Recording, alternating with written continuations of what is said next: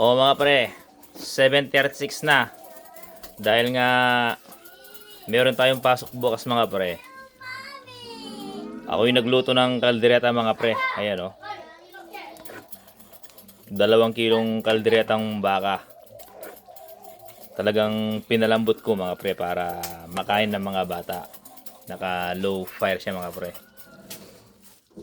Ayan o. Ganyan ka sticky mga pre oh. Yung gusto ng mga bata, ayan oh. Tapos yung malambot talaga. Ayan pre oh. Oh. Uy, lambot. Pre, lambot talaga niyan oh. Oh. Nanginginig mga pre oh. Diba? Meron na tayong baon para bukas mga pre. So, bukas ang araw ng bukas mga pre, araw ng Monday.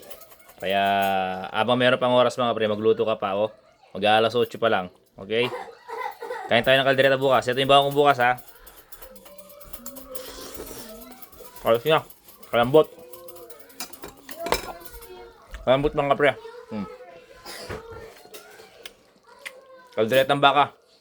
Ulam para bukas. See you tomorrow. Okay?